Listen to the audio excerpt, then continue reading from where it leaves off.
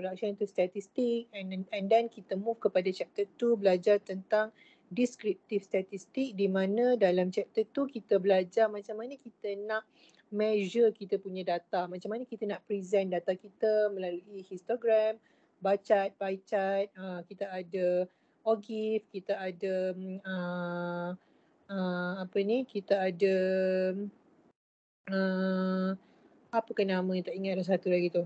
Okay, lepas tu kita belajar macam mana kita nak cari measurement tertentu, center of tendency, mean, mode, median. Kita ada measure of dispersion, standard deviation and variance.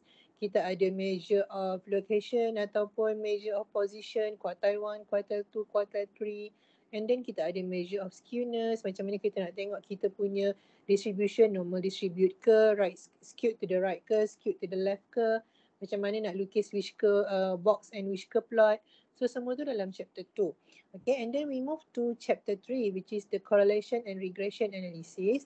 Di mana correlation and regression analysis ni adalah analisis yang dibuat untuk kita explore relationship between two variables. Okay, kita dah ada variable, kita dah ada title of kita punya study, kita dah tahu kita nak study apa. Okay, lepas tu kita dah tahu variable kita apa. Boleh nampak ke saya punya screen sekarang?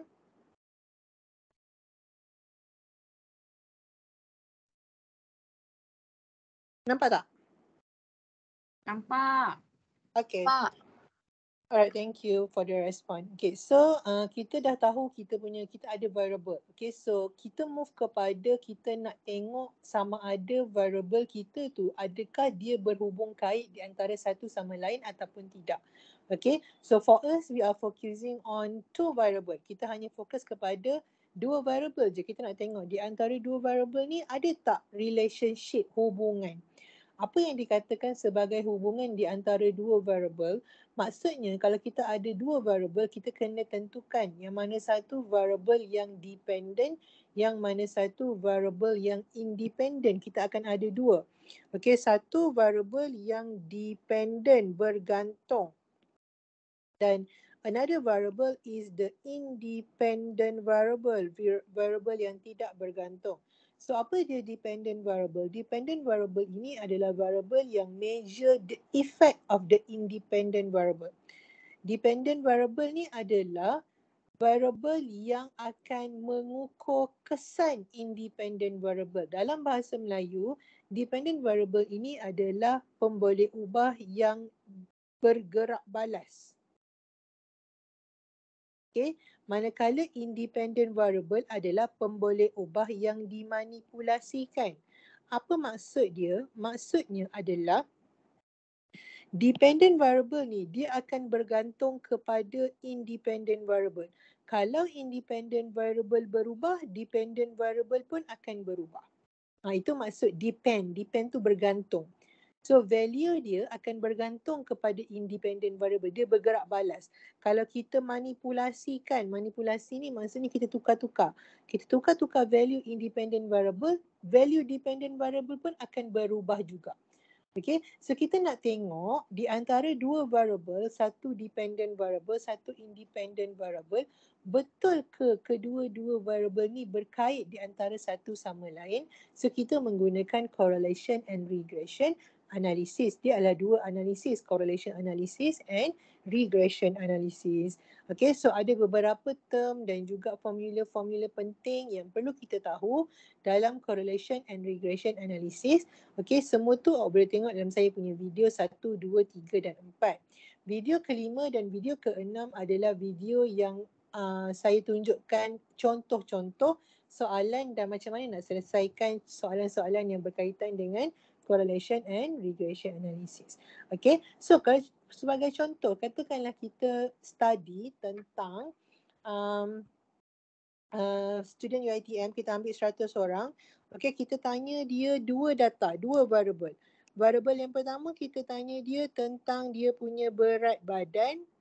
Okay, variable yang kedua kita tanya dia tentang bacaan gula dalam darah dia. Kita nak tengok adakah berat badan ni ada kaitan, ada hubungan, ada relationship dengan bacaan gula dalam darah. Adakah semakin berat badan, semakin tinggi bacaan gula dalam darah? Atau adakah semakin seseorang itu ringan, bacaan gula dalam darah dia sedikit? Ataupun tak ada kaitan? So kita nak tengok. Okay, so dia ada dua variable sekarang, berat badan dan bacaan gula. Awak agak-agak yang mana satu yang boleh ubah yang bergantung, dependent variable? Mana satu yang awak rasa dia adalah dependent variable?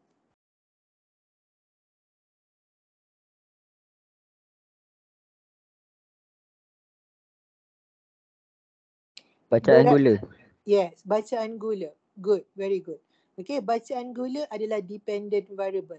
Bacaan gula, kenapa saya kata bacaan gula adalah dependent variable? Sebab bacaan gula ni kita nak tengok adakah dia bergantung kepada berat badan.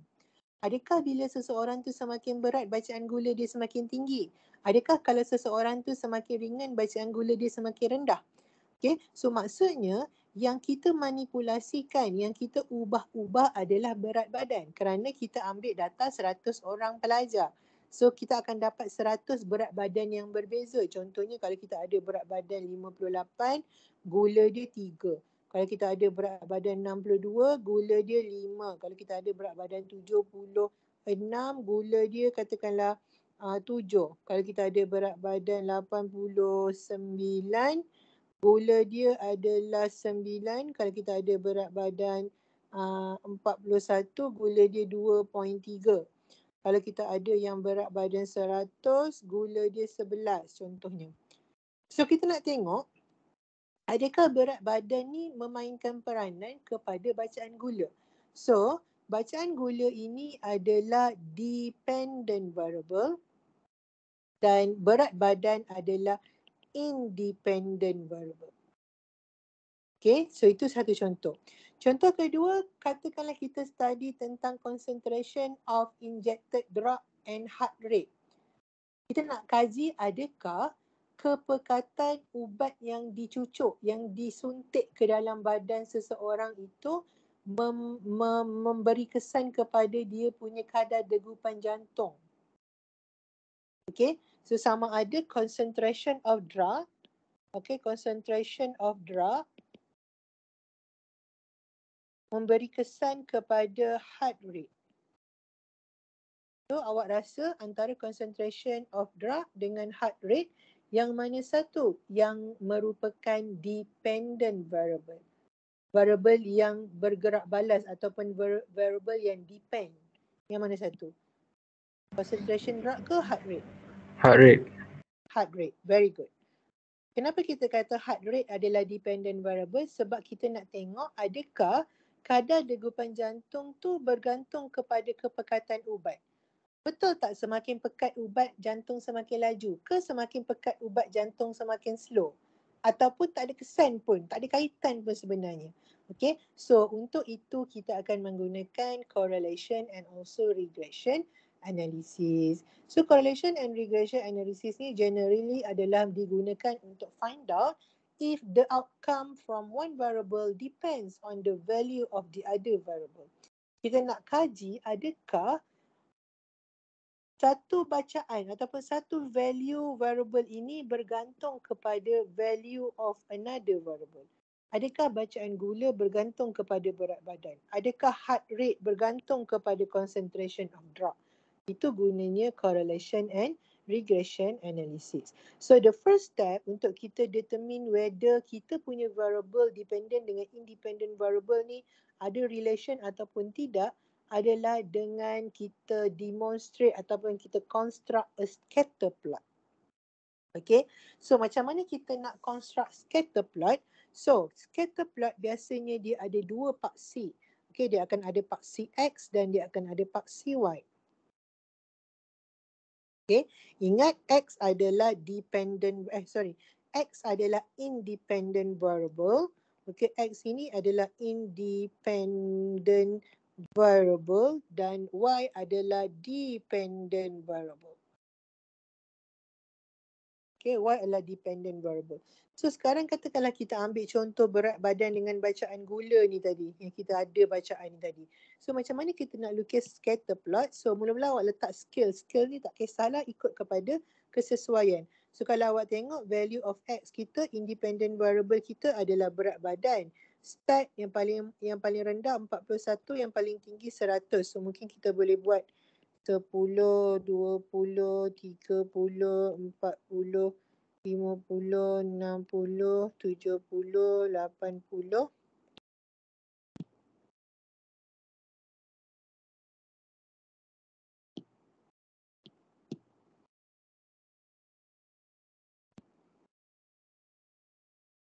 $90, 100.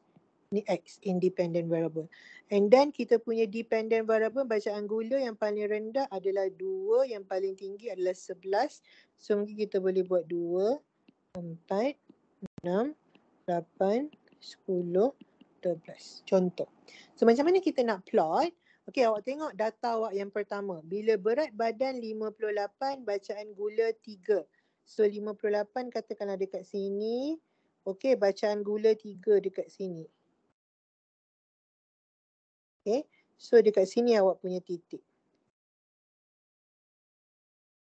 Okay, 62, berat 62, bacaan gula 5. So 62 dekat sini, 5 dekat sini. Okay, so titik dekat sini. Contoh. Okay, lepas tu 76, 7, berat 76, 76 dekat sini. Okay, 76 dekat sini. Dekat sini. Okay, so kita plot. Okay, lepas tu 89, 9. So 89, katakanlah dekat sini 89. Okay, 9 dekat sini. So kita plot kat sini. Okay, and then next 41, 2.3. So 41 dekat sini, 2.3 dekat sini.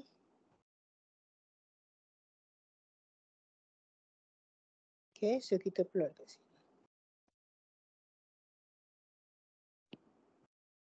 Lepas tu 111. So berat 100. So 100 dekat sini. Okay, 11 dekat sini. So dekat sini kita plot. Okay, so inilah dia scatter plot.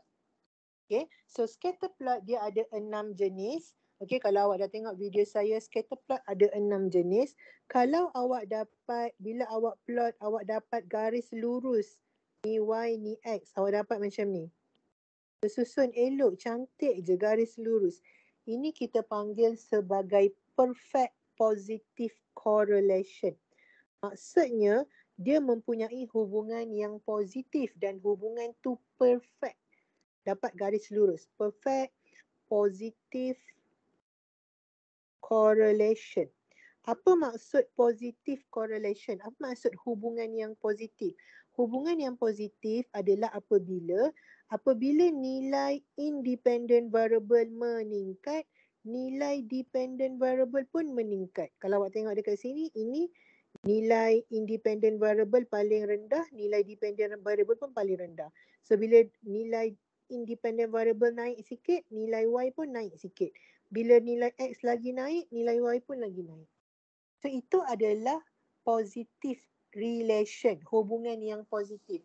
Bila independent variable naik, dependent variable pun naik. Itu yang pertama. Yang kedua, kalau awak ada scatter plot yang bentuknya macam ni.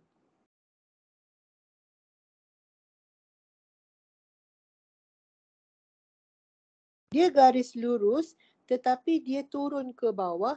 Ini kita panggil sebagai perfect negative correlation ataupun negative relationship.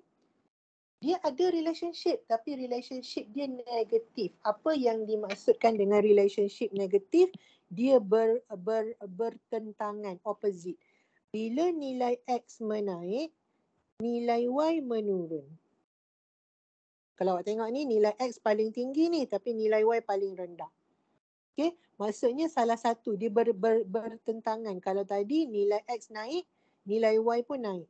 Sekarang bila nilai X naik, nilai Y menurun. So dia menurun ke bawah macam tu. Okey, ini kita panggil sebagai perfect negatif sebab awak dapat dalam bentuk garis lurus. Itu yang kedua. Okey, katakanlah kita tak dapat garis lurus. Kita dapat dia macam berserakan. Okey, berserakan macam ni. Tapi dia tetap menaik. Kalau awak tengok pattern dia tetap menaik. Walaupun dia berserakan, data ni berserakan, dia menaik. Yang ini kita panggil dia positive correlation ataupun positive relationship yang ketiga. Okay, same goes to kalau awak ada data tu dia berserakan tapi dia menurun macam ni. Kalau dapat garis lurus, it means it's a perfect negative relationship. But this one, awak tak dapat garis lurus. Dia berserakan data dia. Tapi awak nampak pattern dia menurun. So, ini adalah negative correlation ataupun negative relationship. Dia tak perfect tapi dia punya hubungan negatif. Sama dengan sini, tak perfect tapi hubungan dia positif. Kenapa awak tahu hubungan dia positif? Sebab awak nampak dekat sini. Bila nilai X menaik, nilai Y pun menaik. Bila nilai X menaik, nilai Y menurun. So dia adalah negative relationship. Okay, yang kelima adalah bila awak plot awak punya scatter plot, awak dapat tak ada bentuk berselerak. Kat sini, kat sini, kat sini, kat sini, kat sini, kat sini, kat sini data awak. Okay, ada tahu kat sini, tak ada bentuk. So ini adalah no relation ataupun no correlation. Dia tiada hubungan. Maksudnya di antara dua variable tu tak ada kaitan. Contohnya body height dengan weight. Tinggi badan dan juga berat. Okay, awak kata, rasanya semakin seseorang tu tinggi, dia semakin berat. Tapi bila awak check, ada je orang yang rendah dan berat. Ada je orang yang tinggi tapi dia ringan. So sebenarnya tinggi dan berat ni tak ada kaitan. Tak semestinya orang tinggi tu berat. Tak semestinya orang rendah tu ringan.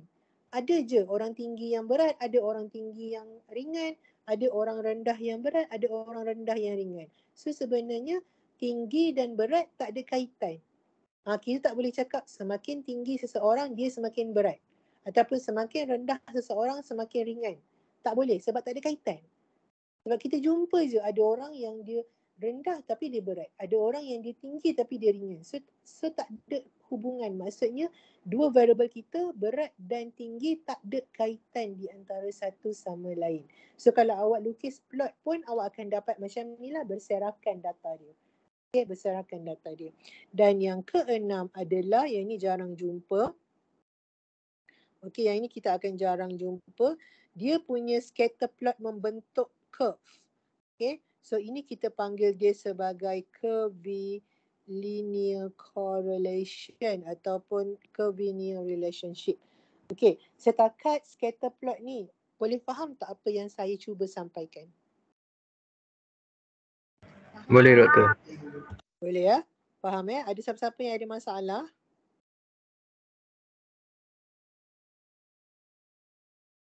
Okay, tak ada. Bagus. Alhamdulillah. Alright, class. So, bila kita, step yang pertama kita nak tahu sesuatu benda tu ada relationship ke tak, kita lukis scatter plot. Bila kita lukis scatter plot, kita hanya dapat tahu yang, dua variable ni ada relationship positif. Ataupun, dua variable ni relationship dia negatif. Okay, relationship dia negatif. Tapi kita tak tahu sejauh mana hubungan di antara dua variable tu. Kuat ke tak? Kalau dia positive relationship, kuat ke hubungan dia, relationship dia? Kalau dia negative relationship, kuat ke negative relationship dia? Okay, so macam mana kita nak tahu the strength of the relationship? Kita move kepada correlation analysis. Correlation analysis. Dalam correlation analysis, correlation analysis ni adalah digunakan untuk kita measure the strength of the relationship between two variables. Kita nak ukur kekuatan hubungan di antara dua variabel. Tadi masa scatter plot kita tengok positif ke negatif hubungan dia ataupun tak ada hubungan. Sekarang bila kita buat correlation analysis, kita nak ukur. Kalau dia positif, kuat. Macam mana? How strong the relationship? Okay, kalau dia negative relationship, how strong negative relationship? Okay, so untuk itu kita akan mengukur ataupun kita akan mengira Pearson correlation coefficient. Okay, namanya adalah Pearson correlation coefficient dan dia punya simbol adalah R. Kita akan ukur nilai R. Dan untuk kita ukur nilai R, kita ada formula di mana formula untuk kira R adalah summation of X darab Y tolak summation of X darab summation of Y bahagi N bahagi dengan punca kuasa, okay, summation X kuasa 2 tolak summation X dalam kurungan kuasa 2 bahagi N darab dengan summation Y kuasa 2 tolak dalam kurungan summation Y kuasa 2 bahagi N. Ini formula untuk cari R. Apa dia R? R adalah Pearson correlation coefficient. Untuk apa kita nak tahu nilai R? Sebab kita nak tahu kekuatan hubungan di antara dua variabel. Okay. Dia still ada negative correlation, negatif hubungan negatif dengan hubungan positif. Tapi kita nak tahu kuat mana hubungan tu. Okay, so apa dia X, apa dia Y? X itu adalah independent variable, Y adalah dependent variable dan N adalah bilangan pair. Number of pair observed. Apa dia number of pair observed? So kalau awak tengok dekat data yang saya kongsikan tadi, okay, data yang berat badan dengan bacaan gula ni tadi, okay, kalau awak tengok kita ada beberapa student, kita ambil dah 100. Okay, saya hanya tulis beberapa sahaja ni ada 6. Okay, 6. Sekejap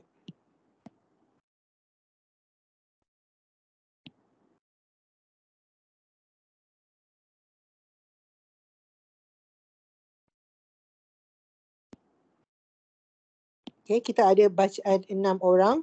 Okay, so sekarang ni awak kena ingat yang X adalah independent variable. So ini adalah X, ini adalah Y. So bila dalam formula ada X, Y, summation of X, Y. Apa maksudnya? Ya, maksudnya kita kena cari dulu X darab Y. So untuk itu kita kena buat, kita kena tambah dekat table kita ni. Okay, saya letak kat bawah ni. Sekejap.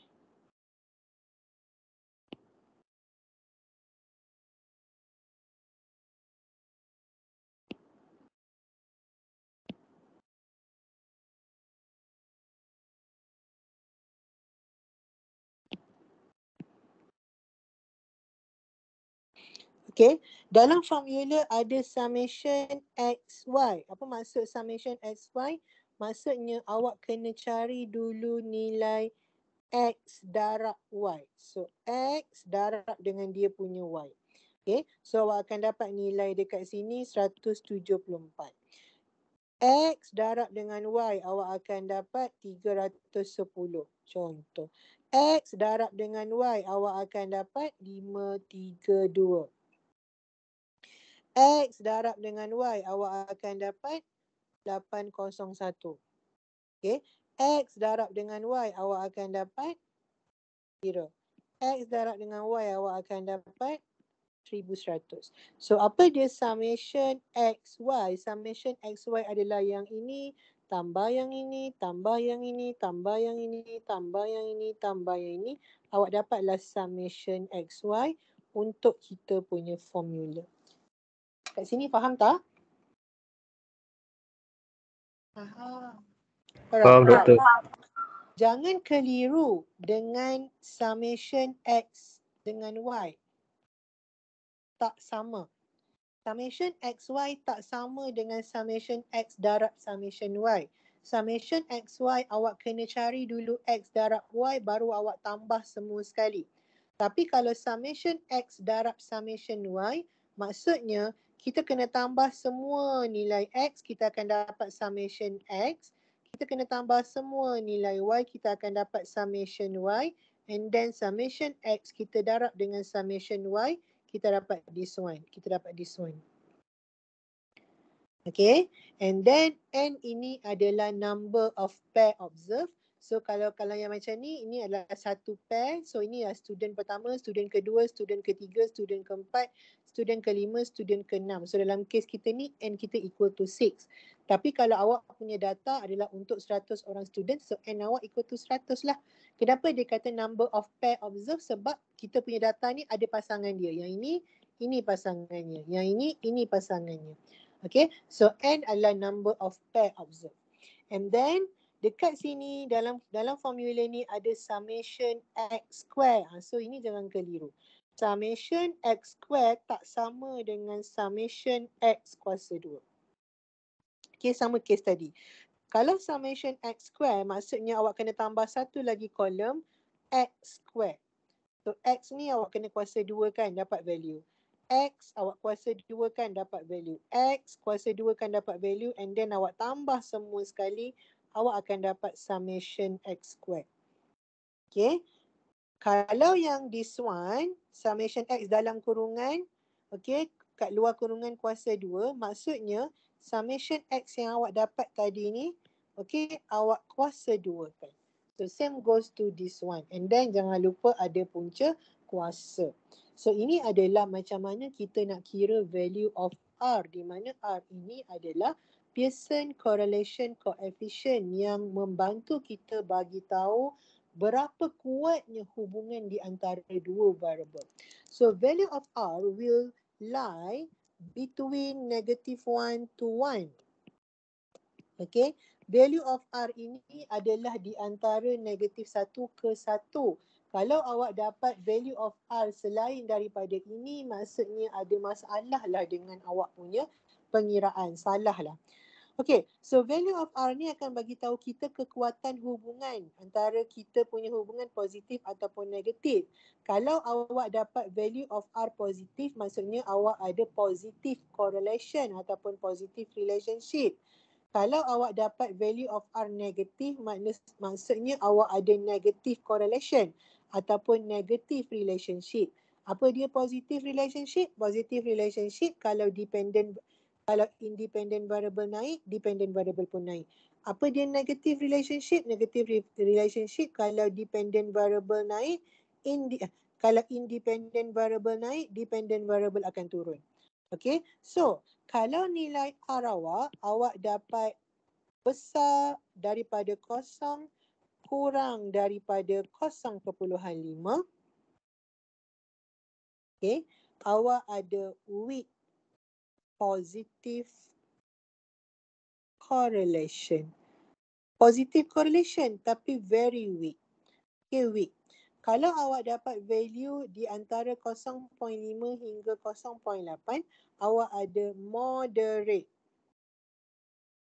positive correlation. Maksudnya correlation hubungan positif yang sederhana.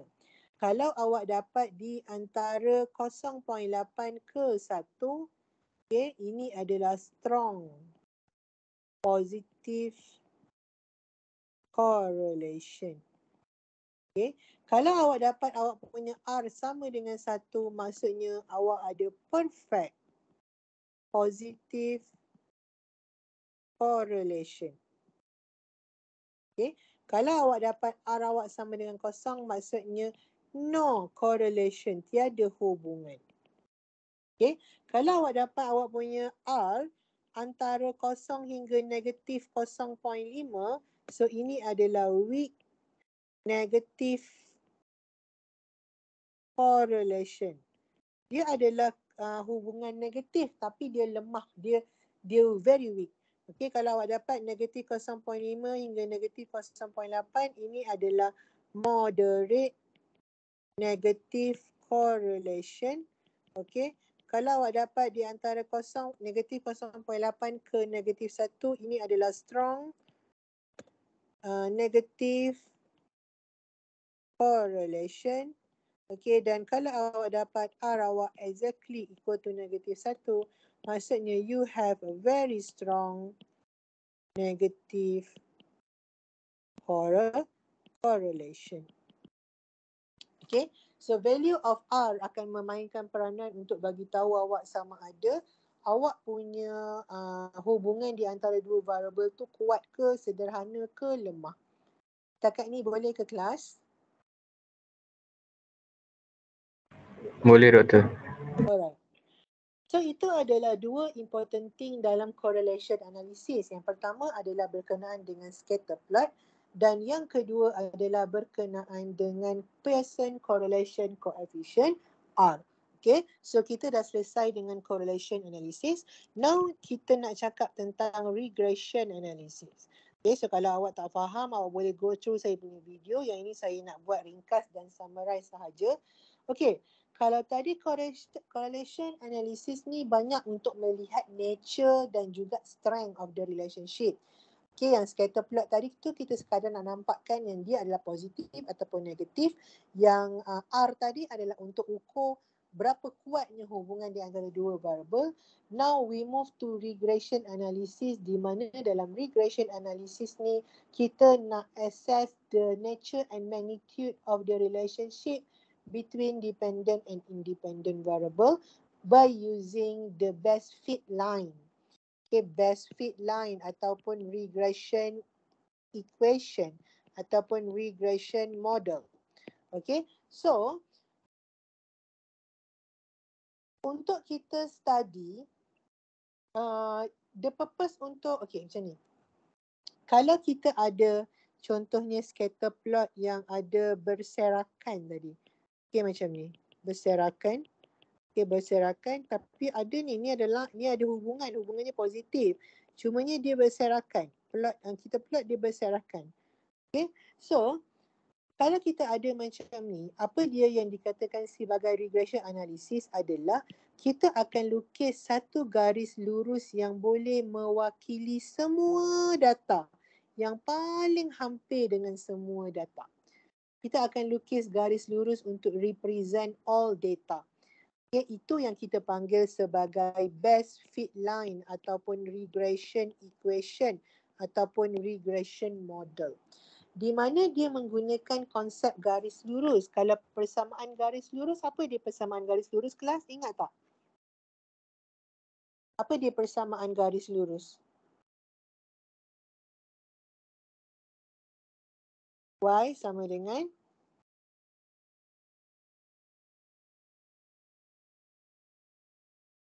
M. Y sama dengan M. MX tambah C. Yes, very good. Y sama dengan MX tambah C. Ini adalah persamaan garis lurus. So, kita akan menggunakan konsep persamaan garis lurus ini untuk kita membentuk regression model ataupun best fit line.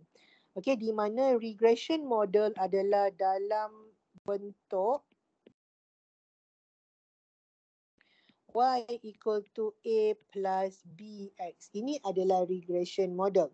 Okay, di mana Y ini adalah dependent variable. Okay, X adalah independent variable. Okay, dan A and B adalah regression coefficient ataupun regression parameter. Okay, so apa yang kita akan buat adalah kita akan cari nilai A dan nilai B untuk kita masukkan dalam equation ni supaya dia boleh represent all the data. Okay, apa gunanya regression model ni? Katakanlah saya cari, saya dapat nilai A saya dah dapat dah nilai A dan nilai B saya. So saya tulis saya punya regression model Y sama dengan 3 tambah 2X contoh. So ini kita panggil sebagai regression model. Okay, apa yang regression model ni boleh bagi tahu kita? Okay, so sekarang awak tahu X ini adalah independent variable dan Y ini adalah dependent variable. Okay, so in case later awak nak tahu, okay, contoh tadi kita kaji pasal bacaan gula dengan berat badan. So X ini adalah berat badan, Y adalah bacaan gula. In case tahun-tahun depan lepas awak dah buat awak punya eksperimen ni, awak nak tahu, berapa bacaan gula kalau berat badan 170? Awak tak perlu pun nak pergi tanya ataupun nak pergi cari orang yang berat 170 untuk tahu berapa bacaan gula dia. Tapi awak hanya boleh gunakan, awak hanya boleh selesaikan dengan menggunakan equation ini. Y sama dengan 3 tambah 2X. Okay, sebab apa? Sebab kita dah ada equation yang mewakili data, iaitu regression model kita. Okay, so kalau kita nak tahu bacaan gula dalam darah bila berat 130, kita hanya perlu gantikan saja dekat dalam equation. So Y sama dengan 3 tambah 2 darab 130. Okay, so awak akan dapat Y sama dengan 393. Betul ke? 263. Okay, Y sama dengan 263 maksudnya apabila berat badan dia adalah 130, bacaan gula adalah 263. Doktor macam tak logik je, bacaan gula sampai 263, gila ke apa? Ini saya bantai je ni, saya bantai nilai 3 dengan 2 ni. Kalau kita kira betul-betul, kita tak dapatlah 3 dengan 2. Ini saya nak tunjuk contoh. Apa gunanya regression model? Gunanya regression model adalah untuk enable researcher untuk predict the trend based on the data. Kita dah boleh predict dah, kalau orang ni berat macam ni, berapa bacaan gula dia. Kalau orang ni berat dia macam ni, berapa bacaan gula dia. Okay, sebab apa? Sebab kita dah ada model yang mewakili all the data. Daripada 100 data, okay, sekarang kita nak tahu berapa bacaan gula, kita hanya perlu tahu berat badan je. Tak perlu pun tanya dua-dua soalan. Tahu berat badan, boleh cari berapa bacaan gula. Okay, so vice versa. Tahu bacaan gula, boleh cari berapa berat badan. Okay, clear tak yang itu? Clear, Doktor. Clear. Alright, so inilah dia the regression analysis, di mana regression analysis ini adalah proses untuk kita cari persamaan garis lurus. So apa dia persamaan garis lurus? Garis lurus tu duduk kat mana? Garis lurus tu duduk di antara data, di mana garis lurus itu akan mewakili data kita. Okay, dia adalah garis yang mewakili, yang represent all the data. Sebab itulah kita panggil dia sebagai best fit line. Dia ada line yang paling bagus untuk mewakili data kita. Okay, so kenapa kita perlukan regression model? Sebabnya dalam regression model, okay, kita ada regression equation yang boleh digunakan in meaningful way where we can predict or forecast the value of Y in case where X is already known. Maksudnya kita boleh cari nilai Y kalau kita dah tahu nilai X. Dah tak perlu dah untuk kita tanya ataupun observe ataupun interview ataupun edar question X. Okay, so not only know the existence of the relationship, but we also can be we also can benefit the use of this regression analysis to predict the variable as we need. So bukan sekadar kita boleh tahu wujudnya relationship di antara dua variable, tapi kita boleh gunakan kita punya regression model ni untuk kita predict sesuatu in the future. So it benefit us. Okay, dia memudahkan kerja kita. So dalam regression analysis, kita punya aim adalah untuk mencari regression model yang berbentuk Y sama dengan A plus BX, di mana Y dan X ini adalah, Y adalah dependent variable dan X adalah independent variable. So apa yang perlu kita tahu hanyalah apa dia value of A dan apa dia value of B, di mana A dan B ini adalah coefficient, regression coefficient ataupun regression parameter. So nak tahu value of B dan A hanya kena gunakan formula. So yang pertama kena cari value of B dulu. So formula untuk cari value of B adalah N darab dengan summation X, Y, tolak dengan summation X darab summation Y, bahagi dengan N darab summation X kuasa 2 tolak summation of X dalam kurungan kuasa 2. Ini formula untuk cari B. Dan next, selepas cari B, kita boleh cari A. A formulanya adalah summation of Y bahagi N tolak B darab summation of X bahagi N.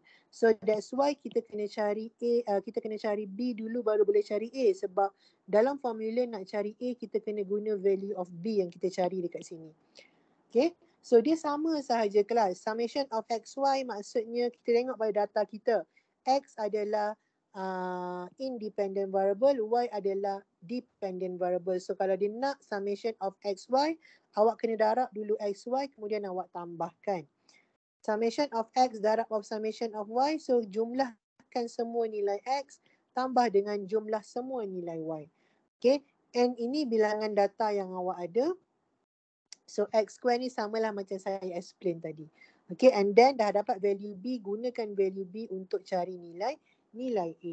So awak akan come out dengan satu equation, contohnya Y sama dengan -1 plus 4X contohnya.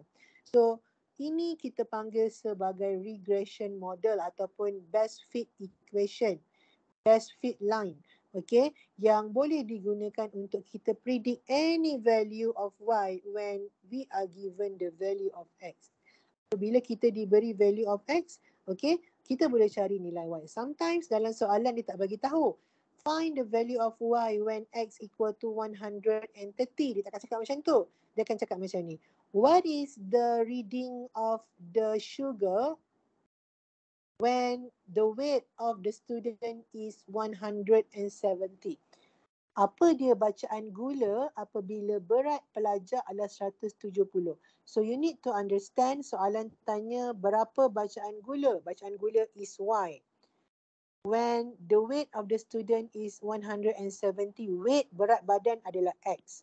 So maksudnya dia tanya berapa nilai Y bila X sama dengan 170, you just need to gantikan sahaja dalam regression model untuk kita dapat nilai Y. Itu gunanya regression model ataupun regression equation. Boleh ke? Boleh, Doktor. Alright. So we have another one in regression analysis yang important that we call as a coefficient of determination. Okay, coefficient of determination ataupun dia punya simbol adalah R square. Okay, so R square. Okay, R kuasa 2. So apa dia coefficient of determination? Coefficient of determination ni is the ratio of the explained variation in the total variation. Okay, di mana R2 explain how much of the variability of Y can be explained by the fact that they are related to X. Apa maksud dia? Okay, tadi kita bagi tahu X dengan Y ni berkait. Okay, berat badan berkait dengan bacaan gula berkait dengan berat badan. Sekarang ni dalam coefficient of determination kita nak tengok kalau kita ada 100 data, katakanlah kita ada 100 data, dalam 100 data ni how many data yang betul-betul berkait dengan X. Because walaupun kita dapat kita punya relationship di antara dua variable tu positif ataupun negatif, okay, tak semestinya semua data tu berhubung kait. Mungkin ada 2-3 data yang tak ada kaitan. Sebenarnya tak ada kaitan, tak kena value dia. Okay, so kita nak ukur berapa banyak daripada data kita, keseluruhan data kita tu dia bergantung antara satu sama lain adalah dengan menggunakan coefficient of determination. Di mana nilai R square akan bagi tahu awak how much variability of Y. Variability of Y itu maksudnya kepelbagaian value of Y. How much, banyak kepelbagaian value of Y yang sebenarnya bergantung kepada variety of X. Kepelbagaian value of X. Okay, so dia ada formula nak cari coefficient of determination iaitu explained variation bahagi dengan total variation. But kita tak guna formula tu since kita dah tahu macam mana cara nak cari R. Di mana R kita tadi adalah Pearson correlation coefficient. This one. Okay, so untuk bila kita dah cari R, untuk kita cari coefficient of determination, kita hanya perlu kuasa 2 kan R kita. Contohnya, Katakanlah awak ada Pearson correlation coefficient awak R sama dengan 0.91. So kalau saya tanya awak, apa dia coefficient of determination R square? Awak hanya perlu kuasa 2 kan sahaja awak punya R.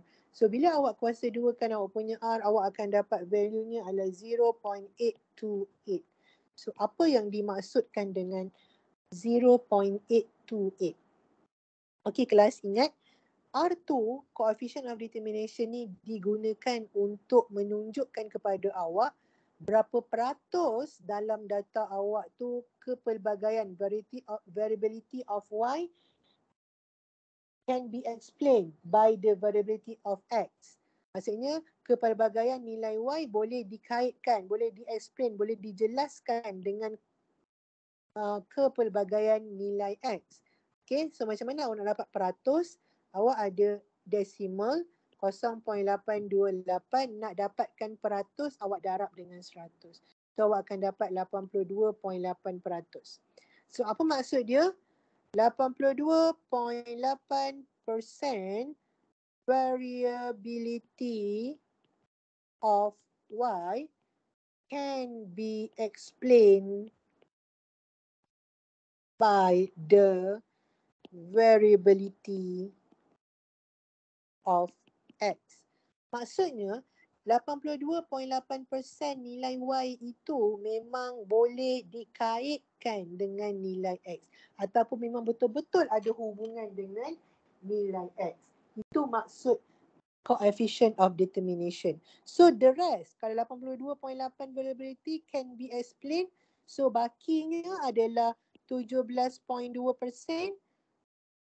cannot be explained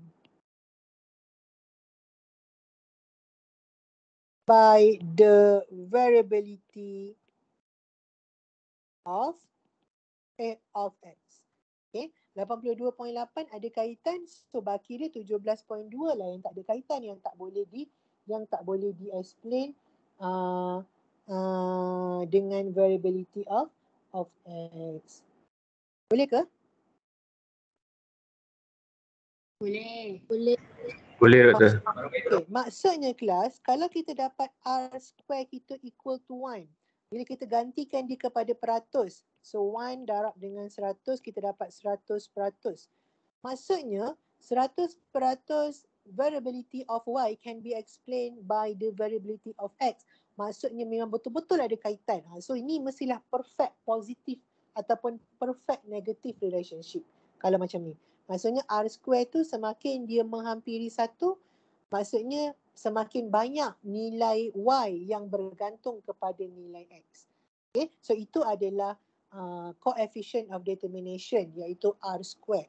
Okay, tetapi kelas, value-value ni yang kita buat ni, mean, median, mode sebelum ni dalam chapter 2, standard deviation, quartile, semua tu sebenarnya kita boleh cari dengan menggunakan SPSS software, termasuklah value-value R square, R, okay, A dan B untuk kita punya regression model. Semuanya kita boleh cari dengan menggunakan SPSS software. Malangnya kita tak ada peluang untuk masuk lab dan belajar SPSS. Okay, jadi saya akan buat sedikit demonstrasi. Okay, macam mana kita nak gunakan SPSS. Okay, sekejap saya stop sharing ni.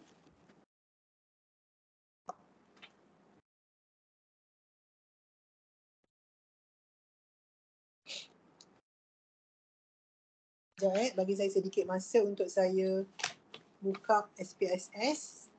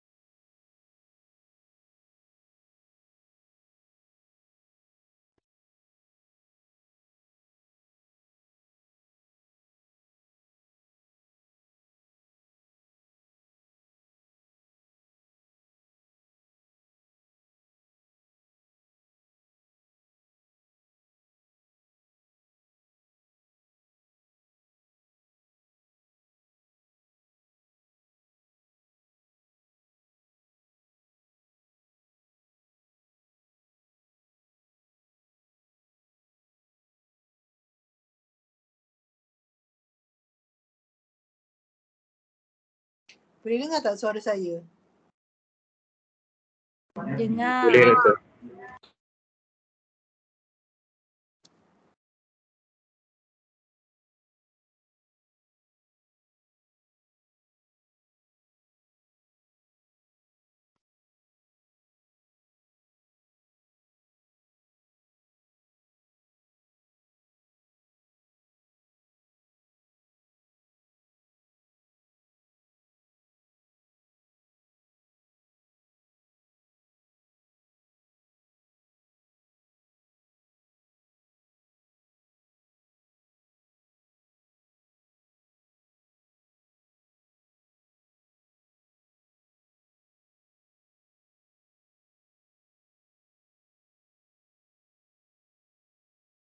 Boleh dengar tak suara saya?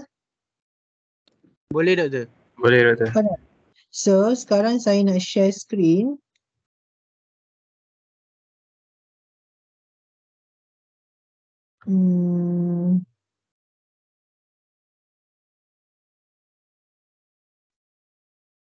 Nampak tak saya punya screen?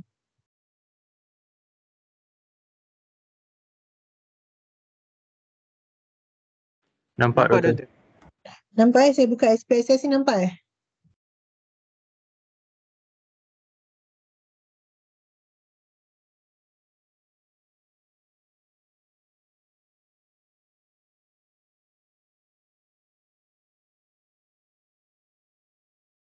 Hello? Nampak Doktor. Nampak Doktor? Okay. Nampak Doktor.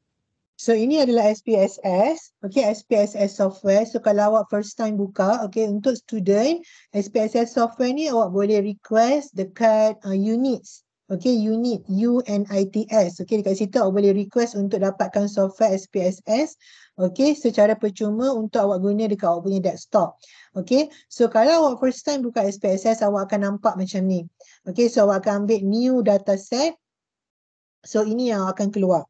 Okay, so dekat sini kita boleh masukkan kita punya data, okay, dan kita boleh buat macam-macam analisis kepada data kita. Okay, so macam mana nak masukkan data? Yang pertama, awak tekan variable view ni. Okay, awak tekan variable view ni, awak akan nampak macam ni. Okay, so data kita, katakanlah sekarang kita nak buat hubungan di antara dua data, okay, dua variable, so kita ada dua data. So kita letak data yang pertama, katakanlah data pertama adalah body fat. Okay, body fat, untuk name ni letak je apa-apa tapi dia hanya boleh satu perkataan. So untuk data yang kedua adalah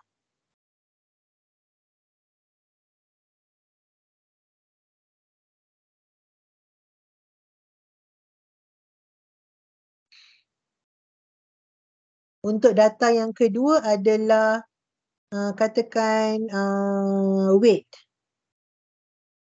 berat badan. Okay, so kita akan dapat macam ni.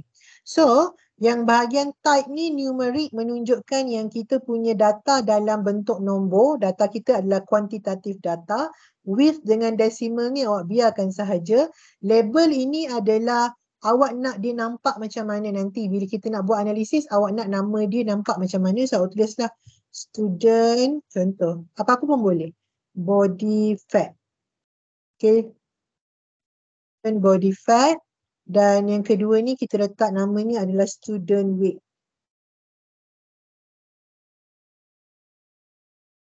Okay, values ni none, missing ni pun none, column ni biarkan saja 8. Align ini awak nak letak nanti data awak tu akan nampak belah kanan ke tengah-tengah ke kiri ni tak penting. Yang penting dekat sini measure. Okay, so disebabkan kita menggunakan kuantitatif data, data yang berbentuk nombor, so measure kita adalah scale. Okay, kerana ordinal dengan nominal ni adalah untuk kualitatif data. So measure kita scale, kita belajar kan sebelum ni 4 jenis measure, scale, interval, ordinal dan juga nominal. Okay, boleh dengar ke? Boleh Doktor. Alright. And then bila kita nak masukkan data kita, kita pergi, kita dah letak dah ini dekat variable view dulu. Yang pertama step dia, and then awak pergi kepada data view. So awak akan nampak dekat sini dah tulis body fat dengan weight. Inilah dia yang awak nak kena masukkan. Okay, body fat dan weight ini adalah data yang kita nak kena masukkan. So kata kita masukkan data. Sekejap saya cari data saya. Saya dah ada dah tadi tapi saya tertutup. Sekejap.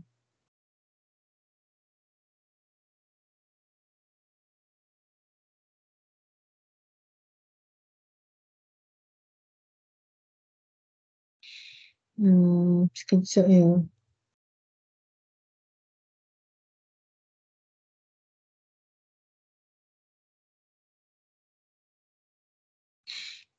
Okay, bagi saya masa nak copy data ni. Okay, so kita ada body fat. Katakanlah kita ambil body fat untuk 45 orang ni dulu. Kita letaklah kat sini body fat. Okay, lepas tu kita ambil pula weight dia, berat dia. So ni weight dia.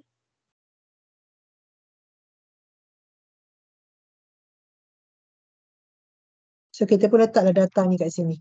Okay, so maksud dia kat sini data kita ni, okay, ini adalah kita punya pelajar pertama, dia punya body fat 12.3, dia punya berat 154.25. Pelajar kedua, dia punya body fat 6.1, berat dia 173.25. Katakanlah kita sebenarnya tengah study, ada kaitan tak dengan kandungan lemak dalam badan dan weight, berat seseorang? Ataupun tak semestinya, ada je orang yang ringan tapi dia banyak lemak. Kita nak tengok ada kaitan ataupun tidak. So kita nak cari relationship di antara dua variable ni. So kalau awak tengok dekat sini body fat dengan weight, awak rasa yang mana satu yang independent variable? Yang mana satu yang independent variable? Body fat ke weight? Body fat. Independent, dia tak bergantung.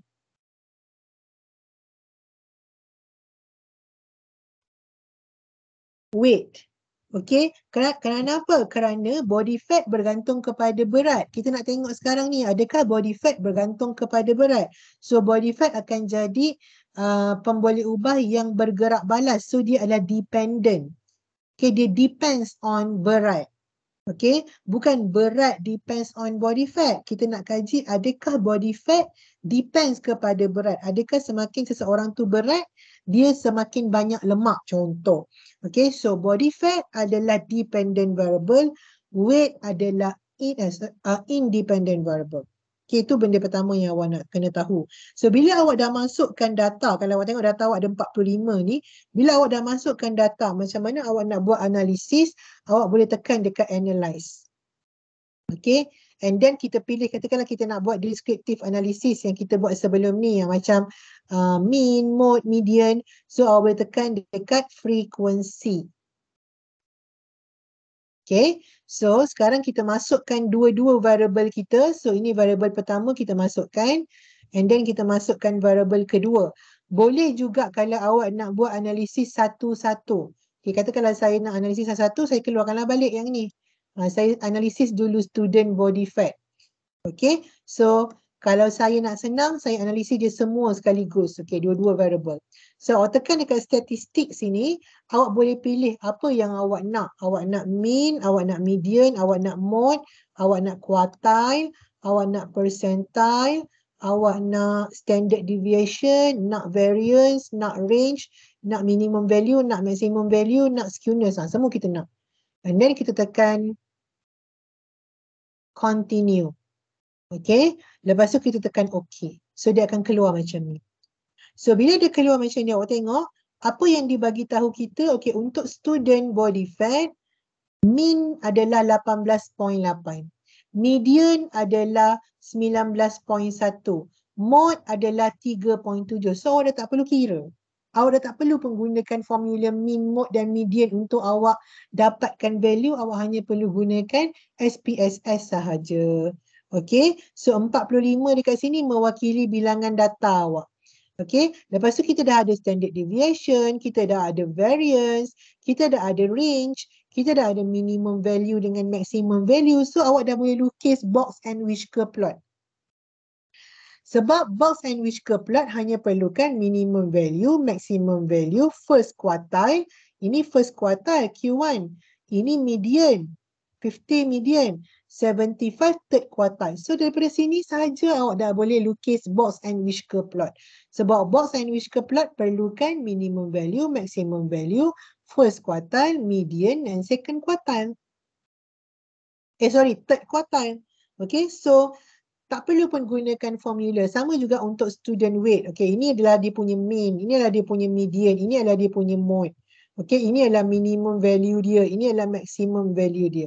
So SPSS ni boleh bantu kita untuk mempercepatkan kita punya analisis. Okay, so kalau macam awak, kalau nak check jawapan awak, lepas awak dah guna formula, nak check jawapan awak betul ke salah, awak boleh guna SPSS. Okay. And then, kalau dekat sini kita ada frequency table. Tapi kelemahannya frequency table dia tak buat dalam bentuk interval. Dia senaraikan satu-satu, 3.7, 4.1. Ini untuk student body fat. Tapi kalau awak nak buat dalam bentuk interval, awak boleh buat dalam bentuk interval. Contohnya katakanlah awak buat interval dia 1 sampai 5. So awak sekalikan lah. Yang value yang pertama dengan value yang kedua ni adalah within 1 to 5. So frekuensi dia senang. Kita tambah je frekuensi 2 tambah 1, 3. So untuk interval 1 sampai 5, frekuensi 3. Lepas tu next 6 sampai 10. So kita tambahlah yang mana yang within 6 sampai 10. Yang ini, yang ini, yang ini sampailah 8.8 ni. So ini dah lebih daripada 10. So kita tambahlah semua frekuensi dia. So antara 6 sampai 10 frekuensi dia berapa. So sebenarnya yang ini pun membantu kita untuk kita construct a frequency table. Okay, dia lebih memudahkan. So ini untuk student weight pula. Ada 45 orang. Okay, so ini adalah macam mana kita nak menggunakan SPSS. So macam mana kita nak buat regression analysis menggunakan SPSS. So awak tekan analyze. Awak pergi kepada regression.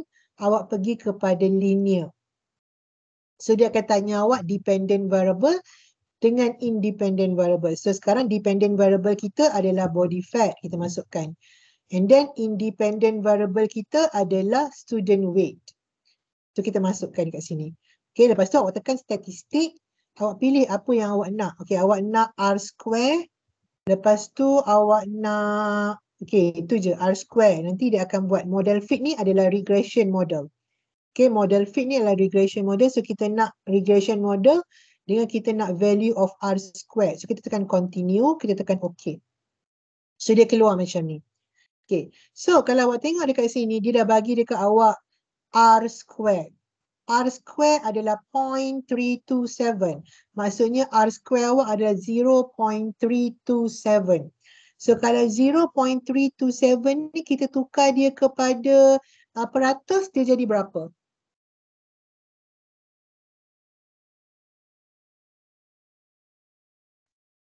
.327 darab dengan 100 dapat berapa?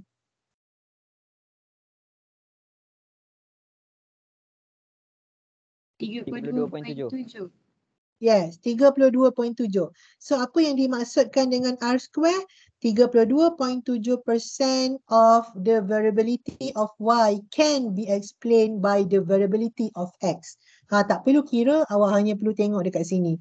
Lepas tu dekat sini awak ada nilai R. R ini adalah Pearson correlation coefficient yang kita belajar tadi tu. So kalau awak tengok kat sini, R awak 0.57. Okay, so bila R besar daripada 0.5, kecil daripada 0.8, so hubungan dia apa? Weak positif ke, moderate positif ke, strong positif? Weak positif. Moderate Weak positive. positif. Moderate positif. Antara 0.5 ke 0.8. Kalau antara 0 ke 0.5, weak positif. 0.5 ke 0.8, moderate positif. 0.8 ke 1, strong positif. So, dekat sini dia dah bagi R kita 0.572, maksudnya kita ada hubungan yang moderate positif. Okay, so directly awak dah tahu nilai R, dah tahu nilai R square, tak payah pun kira. And then, kalau awak tengok dekat bahagian coefficient ini, okay, dekat bahagian coefficient ini, awak ada value of constant dan value of student weight. So, tadi kita bagi tahu student weight adalah independent variable. Okay, so kalau dekat sini yang constant ini adalah value of A. Yang bahagian constant ini adalah value of A dan bahagian bawah ini adalah value of B. Maksudnya awak dah tak perlu cari nilai A dan B, awak just boleh tulis sahaja. Okay, awak dah tahu daripada SPSS, kita dah tahu ini value of A. Yang atas ni constant maksudnya value of A dan yang bawah ini adalah value of B. Awak boleh terus tulis awak punya regression model. So macam mana awak nak tulis awak punya regression model? Okay, kejap. Saya nak kena tunjuk balik. Tunjuk balik.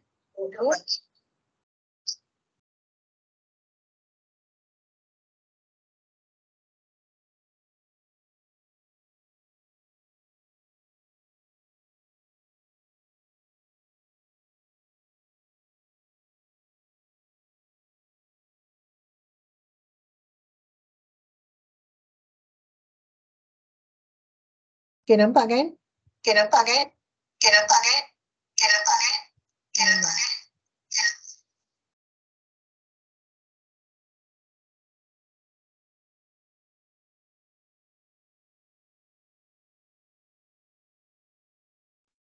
Okay, nampak tak skrin saya? Nampak Nampak doktor. doktor. Nampak. Nampak. Dia double Sekejap. Okay.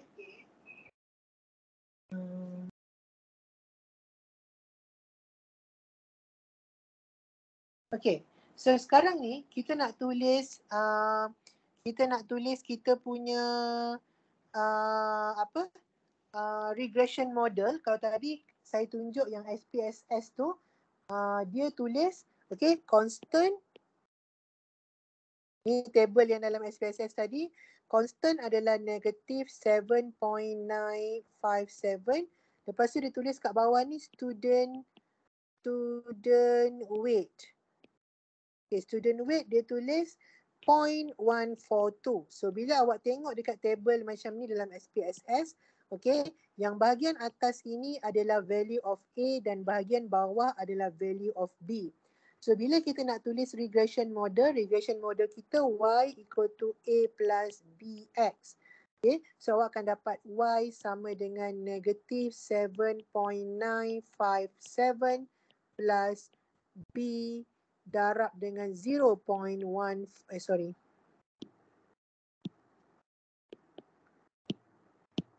plus dengan 0.142. B kita adalah 0.142x.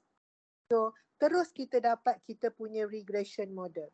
So lepas ni kalau soalan tanya awak, what is the student's body fat when the weight of the student is 200? So macam mana awak nak cari dia punya body fat bila dia punya weight 200? Awak dah tahu body fat, okay, body fat adalah Y. Weight adalah X.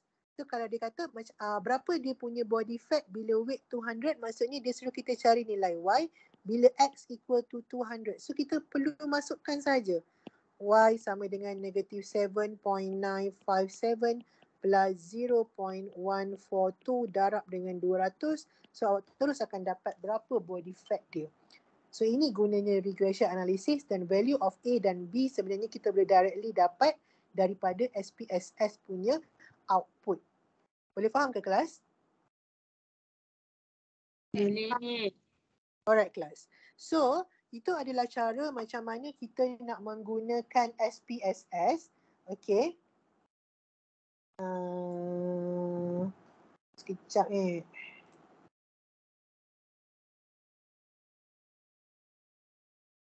Okay. So, ini SPSS output tadi. So, untuk awak punya group project yang dalam satu kumpulan ada 3 atau 4 orang itu, okay, saya akan bagi data. Data saya akan bagi.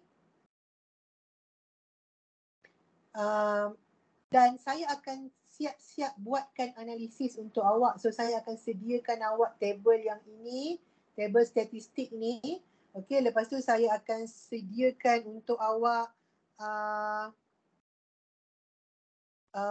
frequency table ni, okay, frequency table, Lepas tu saya akan sediakan untuk awak yang ini juga R2, nilai R dan juga yang ini. Okay, so apa yang saya nak awak buat adalah analisis data tu, okay, dan tuliskan dia punya report. Maksudnya untuk analisis data tu dah tak perlu pun nak buat banyak-banyak kerja sebab semuanya saya dah kirakan. Saya dah buatkan SPSS output, so tak perlu pun kira nilai A, nilai B, tak perlu. Nak kira R2 dengan R pun tak perlu, cuma awak perlu explain.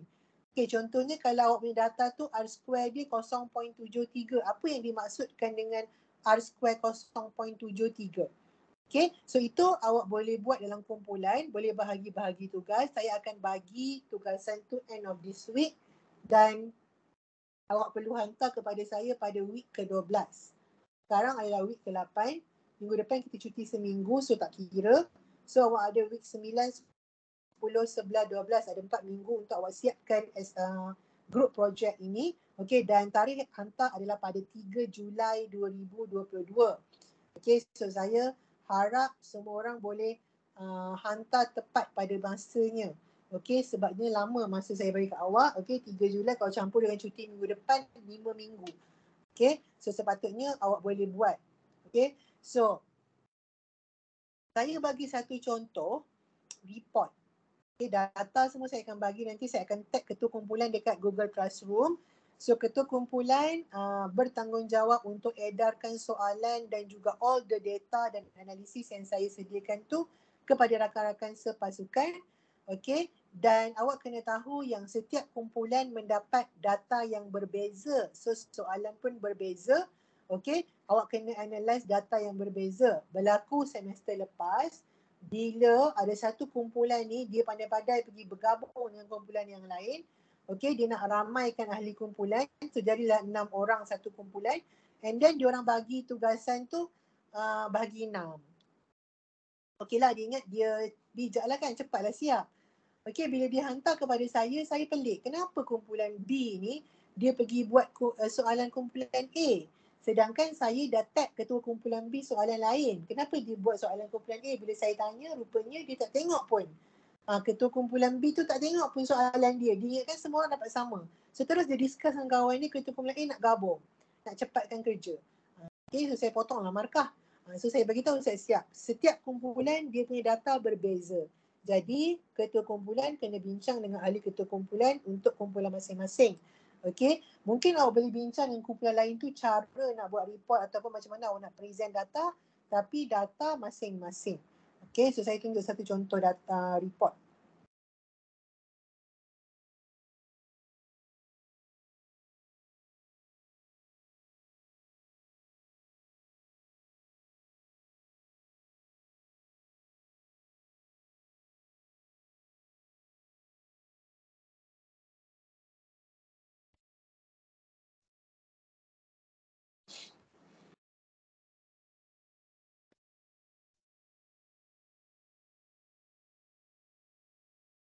Okay, ini contoh report. Okay, muka surat depan ni tak ada masalah sangat. Okay, awak boleh boleh tulis nama ahli kumpulan dan juga nama metrik. Okay, ini ditolak 2 markah sebab lambat 2 hari. Alright. So, dia ada introduction. Yang ini apa yang perlu ada dalam awak punya report, saya dah bagi dekat dalam Google Classroom awal-awal kelas saya tu. Week pertama boleh buka balik. Okay, guideline untuk group project. So buka guideline tu dia kena ada introduction. Okay, introduction tu ceritalah pasal statistik, pasal data apa yang awak tengah buat. Okay, apa kepentingannya awak analyse data. Okay, ceritalah semua segala-galanya. And then objective of study ni, kenapa kita nak kena tahu statistik, kenapa kita nak kena buat analysis of data. Okay, significance of study. Lepas tu kau nak kena ada limitation of study. Limitation of study ni kekangan. Kekangan maksudnya contohnya macam data yang awak dapat tu mungkin terlalu besar untuk awak analyse. Ataupun awak boleh cakap yang data tu terlalu banyak untuk awak analyse, so susah. So limitation tu kekangan. Apa kesusahan yang awak alami masa awak nak analyse data. Okay. And then kita pergi kepada chapter yang kedua iaitu methodology data description. So awak ceritalah data description, macam mana awak nak describe data awak, gunakan table of frekuensi ke, nak guna apa, ada berapa jenis data, ada berapa jenis cara nak represent data. Semua ni adalah maklumat yang kita belajar masa chapter 1 dan chapter 2. Okay, source of data, data collection method, semua ni ada dekat dalam chapter 1 dan chapter 2. Right? And then chapter 3 adalah awak, okay, ini cara macam mana nak represent data. Ada simple bar, ada multiple bar chart, ada percentage component bar, ada component bar chart. So ni cerita lah. Okay. And then masuk ke chapter yang ketiga yang paling penting berkenaan dengan data awak yang sebenar. Sangatnya. Okay, ni data chapter 3. Result and interpretation, ini adalah data yang saya akan bagi. Okay, so saya akan bagi data yang ada satu dependent variable, satu independent variable, and then saya juga akan bagi dia punya analisis macam ni. So awak hanya perlu gunakan maklumat yang saya bagi ini dan explain. Okay, elaborate, explain kan apa dia frekuensi, apa dia mean. Mean maksudnya apa? Kalau mean dia 64.5 maksudnya apa? Kalau median dia 66.5 maksudnya apa? Terangkan. Okay, lepas tu nanti saya bagi juga, okay ni saya dah ada mean, median semua kan. Lepas tu nanti saya akan bagi juga macam ni. Berapa R square? So kalau R square 0.928 maksudnya apa? Kalau R 0.964 strong relationship ke weak relationship ke? So awak kena bagi tahu. Dia kena ceritakan. Macam ni dia tak cerita pun. Dia letak je. Dia letak je apa yang saya dah bagi. Dia tak ada explanation pun. Macam seolah-olah tak ada buat apa-apa lah sebab yang ni saya yang bagi. Saya yang kira kan. Okay. So awak kena explain. Okay. So data presentation ni awak boleh lukis histogram ke, lukis bar chart ke yang berkaitan, yang sesuai dengan awak punya data. Okay, and then kita ada yang the last chapter adalah conclusion tu, just conclude apa yang awak belajar daripada data. Okay, conclusion, okay, scatter plot nak lukis pun boleh. So itu adalah versus ikut kepada awak punya creativity lah macam mana awak nak buat report. Yang pentingnya apa yang kena ada dalam report. Kita tengok contoh saya bagi yang ini. So bila saya dah bagi yang ini, terus dia tulis dalam bentuk regression model. Ini kan nilai A tadi, so negatif 2.107. Ini adalah nilai B, so 1.013. Tulis dalam bentuk regression model. And then bagi tahu regression model ni maksudnya apa, digunakan untuk apa, and then conclusion. Okay, so ini adalah benda-benda yang perlu ada dalam awak punya report. And then report tu nanti hantar pada 3 Julai. Okay, satu kumpulan hanya wakil sahaja, ketua kumpulan sahaja yang perlu hantar. So insyaAllah by this week lah saya akan blastkan the assignment. Okay, ada beberapa data lagi yang belum siap dianalisis. Ada soalan ke kelas setakat ini? Jelas doktor. Jelas? Okay. So kalau tak ada apa-apa untuk hari ini, saya rasa itu sahaja. Terima kasih banyak-banyak untuk kelas hari ini. InsyaAllah kita jumpa lagi next week cuti. So kita akan jumpa minggu lagi 1. Okay, so stay safe and take care. Assalamualaikum. Bye. Waalaikumsalam. Waalaikumsalam.